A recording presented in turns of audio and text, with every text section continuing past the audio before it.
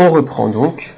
Donc on avait dit que g' de t c'était moins exponentielle de moins lambda t moins t facteur de moins lambda exponentielle de moins lambda t moins 1 sur lambda facteur de moins lambda exponentielle. Bon, tout ça c'est un peu lourd. Donc on va faire des simplifications bien évidemment. Qu'est-ce que vous remarquez? Bah, tout ce terme-là et ce terme-là, bah, ils partent, d'accord? C'est nul. Et moins par moins, ça donne plus.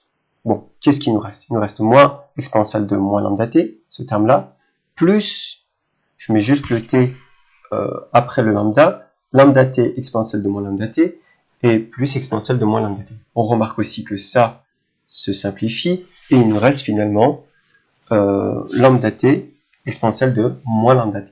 Qu'est-ce qu'on vient de démontrer là? On vient de démontrer que grand G, sa dérivée, on retombe bien sur notre fonction de départ. Vous voyez, on retombe bien sur notre fonction de départ. Donc, grand G de t, c'est bien une primitive de f de t ici. Bon, voilà. Donc, on peut l'utiliser. Alors, qu'est-ce qu'on veut faire maintenant? Ben, on va calculer la primitive, l'intégrale. On va calculer l'intégrale. Donc, ici, notre intégrale aux bornes de 0x, bah, ça va être grand G de x moins grand G de 0, la borne supérieure moins la borne inférieure. Et, or, par définition même, grand G de 0, c'est moins 1 sur lambda. Donc, si vous n'êtes pas convaincu, vous prenez ici, vous mettez à la place de t, vous mettez 0, vous obtenez ici 1, d'accord? Et ici, vous avez 0. Donc, moins 0 fois 1, ça nous donne 0. Et là, vous obtenez aussi 1, d'accord? Parce que exponentielle de 0, ça nous donne 1. Et 1 fois moins lambda, ça nous donne bien moins lambda.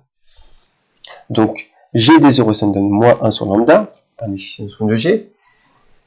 Qu'est-ce qu'il nous reste à faire? Bon, bah, on n'a plus qu'à remplacer notre t par notre petit x. Donc, on a l'intégrale de lambda t exponentielle de moins lambda t dt au borne de 0x.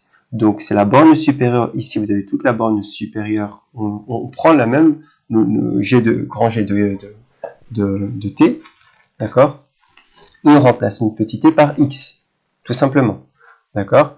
Moins notre borne inférieure. Moins la borne inférieure. Notre borne inférieure, on a dit que c'était moins 1 sur lambda.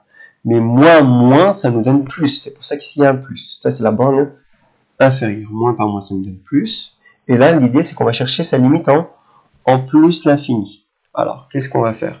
La limite en plus l'infini, on va déjà chercher la limite en plus l'infini de ce terme-là. Donc, ici, vous remarquez que là, ça va tendre vers 0 et là, ça va tendre vers moins l'infini. Moins l'infini fois 0, ça donne une forme indéterminée.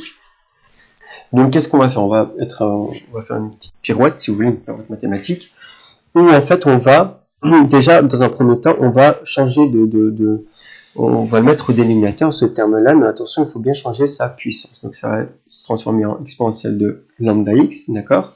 Et on va multiplier les deux par un certain coefficient à 1 sur lambda. Donc, 1 sur lambda, il faut bien mettre un lambda ici, x. Ici, vous remarquez que si je barre les lambda, on retombe bien sur la même chose, ici, sur notre égalité. Bon. Et on va se concentrer maintenant sur ce terme, sur cette partie-là, d'accord? Pour voir qu'est-ce que ça nous donne. Alors, regarde, déjà, en plus l'infini.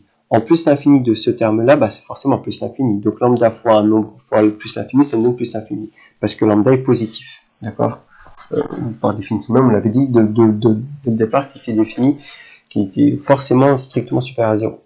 Ensuite, grand X divisé par exponentielle x, et on prend sa limite en plus l'infini. On avait dit que systématiquement, à la base c'était une forme indéterminée, mais on avait dit que l'exponentielle était plus fort que la constante, la variable. Donc, ça tend vers 0. D'accord? Ensuite, qu'est-ce qu'il nous reste? Bah, ici, maintenant, on n'a plus qu'à remplacer notre grand X par notre lambda X. Donc, forcément, c'est 0. Et même si on multiplie par un certain coefficient 1 sur lambda, enfin, 1 moins 1 sur lambda, ça nous donne aussi 0. On vient de démontrer ici que notre limite en plus infini, donc on a ça qui tend vers 0, d'accord, on a ça qui tend vers 0, ça qui tend vers 0, notre limite, et il nous reste forcément plus que 1 sur lambda, d'accord. Donc, on a exponentielle de moins lambda x qui tend vers 0, donc notre limite elle tend aussi vers 0, même si on multiplie par 1 sur lambda. Donc notre intégrale ici, donc la somme de la c'est 1 sur lambda, il ne reste plus que ce terme, d'accord, quand la limite tend vers plus l'infini. Qu'est-ce qu'on doit retenir de tout ça? Bah, que forcément la limite de toute notre intégrale, c'est 1 sur lambda. Et donc, comme on avait défini ça qui est l'espérance, notre espérance E de x, c'est 1 sur lambda. Voilà la propriété à retenir. L'espérance d'une variable aléatoire grand X, c'est la loi exponentielle de paramètre lambda. Exponentielle de x, c'est 1 sur lambda. Et voilà pour aujourd'hui.